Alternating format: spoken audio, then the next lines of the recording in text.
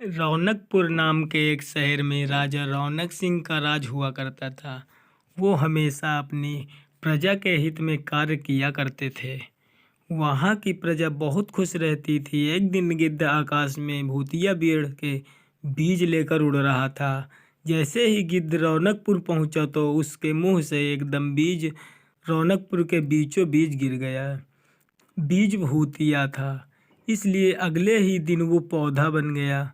वहाँ के स्थानीय निवासियों ने जब पौधे को देखा तो हैरान रह गए, क्योंकि पौधे का रंग काला था। बाद में लोगों ने आपस में चर्चा की और यह समझा कि खेत में उगने वाला कोई घास पात या वनस्पति होगी। दूसरे दिन वो पौधा काफ़ी बड़ा हो गया। लोगों को ज़्यादा और दुविधा हुई, एक दिन ये पौधा इतना बड़ा कैसे हो गया। होते होते वो पौधा तीसरे दिन पेड़ बन गया। समय बीता और लोग भी तेज़ी से बढ़ने वाले पौधे के बारे में सोच सोचकर परेशान हो रहे थे। वो इस मामले को राजा के पास लेकर गए। ऐसे जादुई पौधे का पता चलते ही राजा तुरंत उस जगह पर पहुंच गए।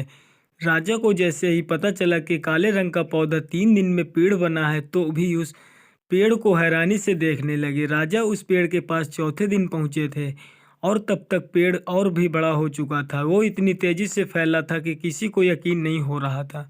राजा समझ गए थे कि काला रंग है, इसमें जरूर कुछ जादू टोना होगा। इसी सोच के साथ राजा ने घोषणा कर दी कि जो इस पेड़ को खत्म करेगा वो उसे इनाम के तौर पर 1000 सोने के सिक्के देंगे। यही नहीं, राजा ने यहाँ तक कहा भी पेड़ को खत्म करने वाले व्यक्ति को मेरी मृत्यु के बाद मेरी राजगद्दी पाने का हकदार भी बनेगा। इतनी बड़ी घोषणा सुनने के बाद हर कोई पेड़ को खत्म करने के लिए अपना दिमाग लगाने लगा। राजा के सारी चतुर मंत्रियों ने तरकीब लगाई, लेकिन पेड़ को कोई भी नष्ट नहीं कर पाया। किसी ने पेड़ के आसपास आग लगवाई तो एक मंत्री ने उस भूतिया पेड़ को हाथियों से तख्त खिंचवाया, लेकिन पेड़ को कुछ भी नहीं हुआ। अब लोगों के मन में डर बैठ गया और उन्हें लगा कि पक्का ऐसा वैसा पेड़ नहीं बल्कि भूतिया पेड़ है। तभी उस गांव में एक समझदार व्यक्ति को राजा की घोषणा का पता लगा। जानकारी मिलते ही वह अपने गुरु के पास भूतिया पेड़ से जुड़े रहस्य को जानने के लिए पहुंच गया।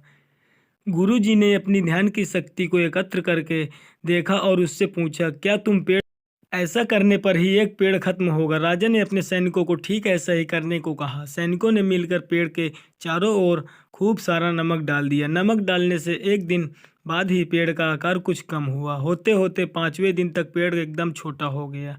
उसके बाद गलकर वो गायब ही हो गया।